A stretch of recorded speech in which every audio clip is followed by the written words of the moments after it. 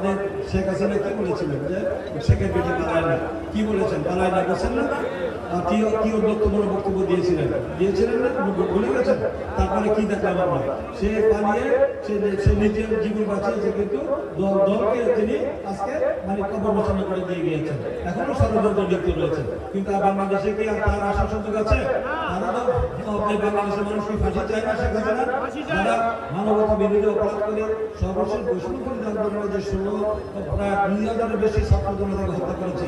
আপনারা দেখেছেন, আবু সাইদ থেকে শুরু করে তাহমিদ থেকে শুরু করে নসিন্দি আমাদের 26 জন শহীদ হয়েছে, এবং বিএনপি পরিবারের 422 জন নেতা কর্মী জীবন দিয়েছে এই শুধু আমাদের এই জুলাই আগস্টের আন্দোলনের মধ্য দিয়ে।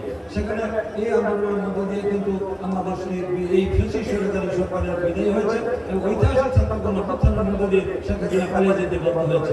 আজকে আওয়ামী লীগের শুধু দাবনে কবর রচনা হয়ে গেছে,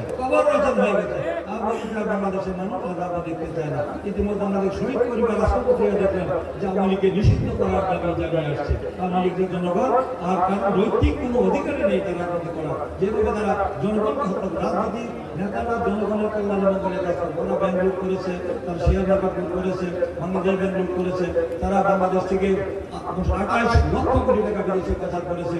একজনে আওয়ামী লীগের নেতারা একজনে আঙুল ফুলে কলা গাছ বটগাছ হয়েছে, তারা লুটপাট করে তার টাকা কাহাবা নিয়েছে, কিন্তু জনগণের ভাগ্যের কোনো উন্নয়ন হয় নাই। জনগণের মানে দলিত দরিদ্রের বৈষম্য বেড়েছে, মানুষ দ্রব্যমূল্য ঊর্ধ্বগতি মানুষের নাভিশ্বাস ছিল। আমরা দেখেছি এখনো পর্যন্ত সেই দ্রব্যমূল্য নিয়ন্ত্রণ আনতে পারি না সরকার। তাই আমরা বলতে চাই যে দীর্ঘ 16 বছর আমরা লড়াই করেছি আইনের শাসন বিচার স্বাধীনতা ন্যায় বিচারের জন্য করেছি না, মত প্রকাশের স্বাধীনতার জন্য, মানুষের মৌলিক অধিকার জন্য, আমাদের ব্যক্তির স্বাধীন পার্লামেন্টের জন্য ভোট অধিকারের জন্য করেছি না। আমরা কি ভোট দিতে পেরেছেন? গত যে নির্বাচনগুলি হয়েছে আমাদের আমলে একটি নির্বাচনে কি আপনারা ভোট দিতে পেরেছেন? আপনি ভোট দিতে চান না? আমরা আজকে আপনার হতে চলবো এই অন্তর্বর্তীকালীন সরকারের ডক্টর মোহাম্মদ ইউনূস সরকারের কাছ থেকে কি আমাদের প্রত্যাশা আছে না? জনগণের আশা অনেক বেশি না?